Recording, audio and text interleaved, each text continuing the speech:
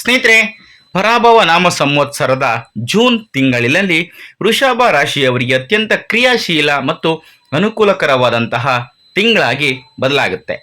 ಈ ಅವಧಿಯಲ್ಲಿ ಬರೋಬ್ಬರಿ 5 ಗ್ರಹಗಳು ತಮ್ಮ ಸ್ಥಾನಗಳನ್ನು ಬದಲಾಯಿಸ್ತವೆ. ನಿಮ್ಮ ಲಾಭದ ಸ್ಥಾನವಾದ 11ನೇ ಮನೆಯಲ್ಲಿರುವಂತಹ ಶನಿಯ ಸ್ಥಿರ ಬೆಂಬಲದೊಂದಿಗೆ ಜೂನ್ 2ರಂದು 3ನೇ ಮನೆಗೆ ಉಚ್ಚ ಸ್ಥಿತಿಯಲ್ಲಿ ಗುರುವಿನ ಪ್ರವೇಶವು ಅಂದರೆ ಕಟಕ ರಾಶಿಗೆ ಗುರುವಿನ ಪ್ರವೇಶವು ನಿಮ್ಮ ಪ್ರಯತ್ನಗಳಿಗೆ ಭವ್ಯವಾದ ಶಕ್ತಿಯನ್ನು ತಂದುಕೊಡುತ್ತೆ. ತಿಂಗಳ ದ್ವಿತೀಯಾರ್ಧದಲ್ಲಿ ಸೂರ್ಯ ಮತ್ತು ಬುಧರ ಸಕಾರಾತ್ಮಕ ಸಂಯೋಜನೆಗಳು ನಿಮ್ಮ ಆರ್ಥಿಕ ಸ್ಥಿತಿಯನ್ನು ಬಲಪಡಿಸ್ತವೆ. ಆದರೂ ಜೂನ್ 21ರಂದು ಮಂಗಳನು ನಿಮ್ಮ ಜನ್ಮ ರಾಶಿಯನ್ನು ಪ್ರವೇಶಿಸುವುದರಿಂದ ನಿಮ್ಮ ದೈಹಿಕ ಚೈತನ್ಯದೊಂದಿಗೆ ಕಿರಿಕಿರಿ ಕೂಡ ಉಂಟಾಗಬಹುದು. ಪ್ರಶಾಂತವಾದ ಮನಸ್ಸನ್ನು ಕಾಯ್ದುಕೊಳ್ಳುವುದು ಈ ತಿಂಗಳು ಅಸಾಧಾರಣ ಸಾಧನೆಗಳನ್ನು ಮಾಡೋದಕ್ಕೆ ನಿಮಗೆ ಅನುವು ಮಾಡಿಕೊಡುತ್ತೆ.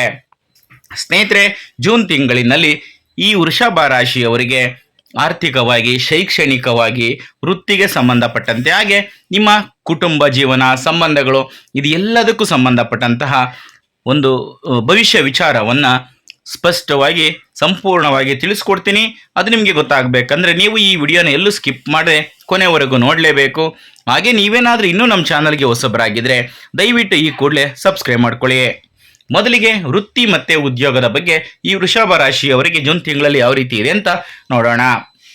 ಲಾಭದ ಸ್ಥಾನವಾದ 11ನೇ ಮನೆಯಲ್ಲಿ ಬಲವಾಗಿ ನಿಂತಿರುವ ನಿಮ್ಮ ವೃತ್ತಿಯ ಅಧಿಪತಿಯಾದಂತಹ ಶನಿಯು ನಿಮಗೆ ಶಕ್ತಿಯುತ ರಕ್ಷಣಾ ಕವಚವಾಗಿ ಕಾರ್ಯವನ್ನು ನಿರ್ವಹಿಸ್ತಾನೆ. ಜೂನ್ 2ರಂದು 3ನೇ ಮನೆಗೆ ಉಚ್ಚ ಸ್ಥಿತಿಯಲ್ಲಿ ಗುರುವಿನ ಪ್ರವೇಶವು ನಿಮ್ಮ ವೃತ್ತಿಪರ ದಕ್ಷತೆಯನ್ನು ಗಣನೀಯವಾಗಿ ಹೆಚ್ಚಿಸುತ್ತೆ. ನೀವು ಪ್ರಸ್ತುತಪಡಿಸುವ ಹೊಸ ಉಪಕ್ರಮಗಳನ್ನು ಮೇಲಧಿಕಾರಿಗಳು ಮೆಚ್ಕೋತಾರೆ. ಅಧಿಕೃತ ಕೆಲಸಗಳಿಗಾಗಿ ಕೈಗೊಳ್ಳುವ ಪ್ರಯಾಣಗಳು ಯಶಸ್ವಿ ಫಲಿತಾಂಶಗಳನ್ನು ನೀಡುತ್ತವೆ. ಜೂನ್ 15ರವರೆಗೆ ಸೂರ್ಯನು ನಿಮ್ಮ ಜನ್ಮ ರಾಶಿಯಲ್ಲಿಯೇ ಇರುವುದರಿಂದ ಕೆಲಸದ ಸ್ಥಳದಲ್ಲಿ ನಿಮ್ಮ ಅಧಿಕಾರವನ್ನು ಕಾಪಾಡಿಕೊಳ್ಳಲು ಸಹಾಯ ಮಾಡುತ್ತೆ. ಆದರೂ ನೀವು ದರ್ಪದ ಸ್ವಭಾವವನ್ನು ಪ್ರದರ್ಶಿಸುವುದನ್ನು ಬಿಡಬೇಕಾಗುತ್ತೆ. ಜೂನ್ 15ರ ನಂತರ ಸೂರ್ಯನು 2ನೇ ಮನೆಗೆ ಬದಲಾದಾಗ ನಿಮ್ಮ ಅತ್ಯುತ್ತಮ ಪ್ರಸ್ತುತಿ ಕೌಶಲ್ಯಗಳನ್ನು ಬಳಸಿಕೊಂಡು ಹೊಸ ಯೋಜನೆಗಳನ್ನು ಪಡ್ಕೊಳ್ತೀರಾ. ಸಂವಹನ ಕೇಂದ್ರಿತ ವೃತ್ತಿಗಳಲ್ಲಿ ಉದ್ಯೋಗಗಳಲ್ಲಿ ಇರುವವರು ತಿಂಗಳ ದ್ವಿತೀಯಾರ್ಧದಲ್ಲಿ ಉನ್ನತ ಮಟ್ಟದ ವೃತ್ತಿ ಪ್ರಗತಿಯನ್ನು ಕಾಣಬಹುದು. ಈಗ ವ್ಯಾಪಾರ ಮತ್ತು ಸ್ವಯಂ ಉದ್ಯೋಗ.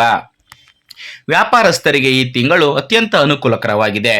ನಿಮ್ಮ ಲಾಭಾಧಿಪತಿ ಅಂದರೆ 11ನೇ ಮನೆಯ ಅಧಿಪತಿಯ ಗುರುವು 3ನೇ ಮನೆಯಲ್ಲಿ ಉಚ್ಚ ಸ್ಥಿತಿಯಲ್ಲಿ ಇರುವುದರಿಂದ ನಿಮ್ಮ ವೃತ್ತಿಪರ ನೆಟ್ವರ್ಕ್ ಅದ್ಭುತವಾಗಿ ವಿಸ್ತರಿಸುತ್ತೆ.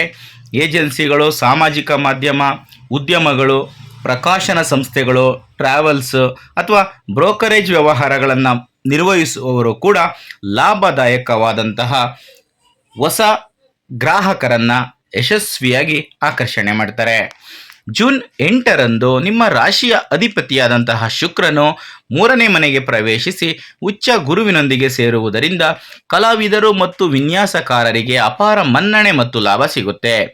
ಆದಾಗ್ಯೂ ನಿಮ್ಮ ವ್ಯಾಪಾರ ಸ್ಥಾನದ 7ನೇ ಮನೆಯ ಅಧಿಪತಿಯಾದಂತಹ ಮಂಗಳನು ಜೂನ್ 21ರವರೆಗೆ 12ನೇ ಮನೆಯಲ್ಲಿ ಇರುವುದರಿಂದ ಸಾಗರೋತ್ತರ ಅಥವಾ ದೂರದ ವಾಣಿಜ್ಯ ವಹಿವಾಟುಗಳಲ್ಲಿ ಹೆಚ್ಚಾಗಿ ಖರ್ಚಾಗಬಹುದು. ಆದ್ದರಿಂದ ಮುನ್ನೆಚ್ಚರಿಕೆಯಿಂದ ಮುಂದುವರಿಯುವುದು ಒಳ್ಳೆಯದು.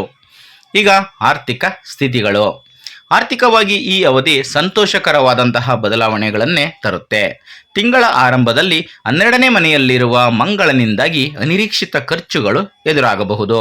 ಆದರೂ ನಿಮ್ಮ 2ನೇ ಮನೆಯ ಅಧಿಪತಿಯಾದಂತಹ ಬುಧನು ಜೂನ್ 22ರವರೆಗೆ ತನ್ನದೇ ಆದ ರಾಶಿಯಲ್ಲಿ ಇರುವುದರಿಂದ ನಿಮ್ಮ ನಿಯಮಿತ ಆದಾಯದ ಮೂಲಗಳು ಹೆಚ್ಚು ಸ್ಥಿರವಾಗುತ್ತವೆ.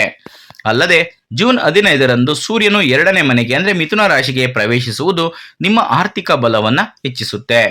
ಪೂರ್ವಜರ ಆಸ್ತಿಗಳು ಅಥವಾ ಸರ್ಕಾರಿ ಸಂಬಂಧಿತ ಕೆಲಸಗಳಿಂದ ನೀವು ಆರ್ಥಿಕ ಲಾಭವನ್ನು ಪಡೆಯುವ ಸಾಧ್ಯತೆ ಇದೆ. ನಿಮ್ಮ ಸಂವಹನ ಶೈಲಿಗೆ ಮಾರು ಹೋಗಿ ಜನರು ಆರ್ಥಿಕ ಸಹಾಯವನ್ನು ಮಾಡೋದಕ್ಕೆ ಮುಂದೆ ಬರ್ತಾರೆ. ತಿಂಗಳ ದ್ವಿತೀಯಾರ್ಧವು ದೀರ್ಘಕಾಲದ ಸಾಲಗಳನ್ನು ತೀರಿಸೋದಕ್ಕೆ ಹೇಳಿ ಮಾಡಿಸಿದಂತಹ ಸಮಯ. ಇನ್ನು ಆರೋಗ್ಯ ಮತ್ತು ಕ್ಷೇಮ.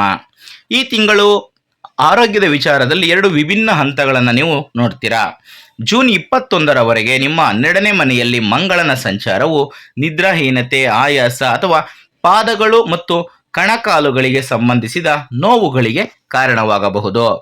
ಜೂನ್ 21ರಂದು ಮಂಗಳನು ನಿಮ್ಮ ಜನ್ಮ ರಾಶಿಗೆ ಅಂದರೆ ವೃಷಭ ರಾಶಿಗೆ ಪ್ರವೇಶವನ್ನ ಮಾಡ್ತಿದ್ದಂತೆ ಈ ಆಲಸ್ಯವು ಕಣ್ಮರೆಯಾಗಿ ಹೆಚ್ಚಿನ ದೈಹಿಕ ಶಕ್ತಿ ಬರುತ್ತೆ. ಅದೇ ಸಮಯದಲ್ಲಿ ದೇಹದ ಉಷ್ಣತೆ ಹೆಚ್ಚಾಗುತ್ತೆ. ಇದು ಕಣ್ಣುಗಳಲ್ಲಿ ಉರಿ, ರಕ್ತದೊತ್ತಡ, ಏರಿಳಿತಗಳು ಅಥವಾ ತೀವ್ರ ಕೋಪಕ್ಕೆ ಕೂಡ ಕಾರಣವಾಗಬಹುದು. ಜೂನ್ 15ರಂದು ಸೂರ್ಯನು ಕೂಡ ನಿಮ್ಮ ರಾಶಿಯಲ್ಲಿರುವುದರಿಂದ ಉಷ್ಣತೆಯನ್ನು ಹೆಚ್ಚಿಸ್ತಾನೆ. ಹಾಗಾಗಿ ಜಂಕ್ ಫುಡ್ನಿಂದ ದೂರ ಇರೋದು ಒಳ್ಳೆಯದು. ಹಾಗೆ ಸಾಕಷ್ಟು ವಿಶ್ರಾಂತಿಯನ್ನು ಪಡ್ಕೋಬೇಕಾಗಿರೋದು ತುಂಬಾನೇ ಮುಖ್ಯ. ಈಗ ಕುಟುಂಬ ಮತ್ತೆ ವೈಯಕ್ತಿಕ ಸಂಬಂಧಗಳು. ಈ ತಿಂಗಳು ಕೌಟುಂಬಿಕ ಸಂಬಂಧಗಳು ಅತ್ಯಂತ ಸಕಾರಾತ್ಮಕ ತಿರುವನ್ನು ಪಡ್ಕೊಳ್ತವೆ. ನಿಮ್ಮ 3ನೇ ಮನೆಯ ಮೂಲಕ ಉಚ್ಚ ಗುರು ಮತ್ತು ಶುಕ್ರನ ಸಂಚಾರವು ಒಡಹುಟ್ಟಿದವರೊಂದಿಗಿನ ನಿಮ್ಮ ಬಾಂಧವ್ಯವನ್ನು ಗಮನಾರ್ಹವಾಗಿ ಬಲಪಡಿಸುತ್ತೆ. ನಿಮ್ಮ ಬೆಳವಣಿಗೆ ಮತ್ತು ಪ್ರಗತಿಯಲ್ಲಿ ಅವರು ಸಕ್ರಿಯವಾಗಿ ಕೊಡುಗೆಯನ್ನು ನೀಡ್ತಾರೆ. ನೆರೆಹೊರೆಯವರೊಂದಿಗಿನ ಸಾಮಾಜಿಕ ಸಂವಹನಗಳು ಮತ್ತು ಸಂಬಂಧಗಳು ಸಹ ಆಹ್ಲಾದಕರವಾಗಿರ್ತವೆ. ನೀವು ಎಚ್ಚರಿಕೆ ವಹಿಸಬೇಕಾದ ಮುಖ್ಯವಾದಂತಹ ಅಂಶ ಏನು ಅಂತ ನೋಡೋದಾದರೆ ನಿಮ್ಮ ಮಾತು. ಜೂನ್ 15ರ ನಂತರ 2ನೇ ಮನೆಯಲ್ಲಿ ಸೂರ್ಯ ಮತ್ತು ಜೂನ್ 21ರ ನಂತರ ಜನ್ಮ ರಾಶಿಯಲ್ಲಿ ಮಂಗಳನ ಪ್ರಭಾವದಿಂದಾಗಿ ನಿಮ್ಮ ನಡವಳಿಕೆಯಲ್ಲಿ ದರ್ಪದ ಮನೋಭಾವ ಕಂಡುಬರಬಹುದು. ನಾನು ಹೇಳಿದ್ದೇ ನಡಿಬೇಕು ಎನ್ನುವಂತಹ ಹಠಮಾರಿ ನಿಲುವು ನಿಮ್ಮ ಮನೆಯಲ್ಲಿನ ಸಣ್ಣ ಪುಟ್ಟ ಚರ್ಚೆಗಳನ್ನು ಸಂಗಾತಿಯೊಂದಿಗೆ ತೀವ್ರ ವಾದ ವಿವಾದಗಳಿಗೆ ತಿರುಗಿಸುವಂತೆ ಮಾಡಬಹುದು. ನಿಮ್ಮ ಕೋಪವನ್ನು ನಿಯಂತ್ರಣದಲ್ಲಿ ಇಟ್ಕೊಳ್ಳೋದು ನಿಮ್ಮ ವೈವಾಹಿಕ ಜೀವನವನ್ನು ಸಂಪೂರ್ಣವಾಗಿ ಶಾಂತಿಯುತವಾಗಿಸುತ್ತೆ. ಹಾಗೆ ನಿಮ್ಮ ಕುಟುಂಬದಲ್ಲಿ ಕೂಡ ಶಾಂತಿ ನೆಲೆಸುತ್ತೆ. ಇನ್ನು ಶಿಕ್ಷಣ ಮತ್ತು ವಿದ್ಯಾರ್ಥಿಗಳು. ನಿಮ್ಮ ವಿದ್ಯಾಧಿಪತಿಯಾದಂತಹ ಬುಧನು ಜೂನ್ 22ರವರೆಗೆ ತನ್ನದೇ ಆದ ರಾಶಿಯಲ್ಲಿ ಅಂದರೆ 2ನೇ ಮನೆಯಲ್ಲಿ ಇರುವುದು ಮತ್ತು ಉಚ್ಚ ಗುರುವು 3ನೇ ಮನೆಯಲ್ಲಿ ಇರುವುದರಿಂದ ವಿದ್ಯಾರ್ಥಿಗಳು ಅತ್ಯುತ್ತಮ ಗ್ರಹಣ ಸಾಮರ್ಥ್ಯವನ್ನು ಅನುಭವಿಸ್ತಾರೆ.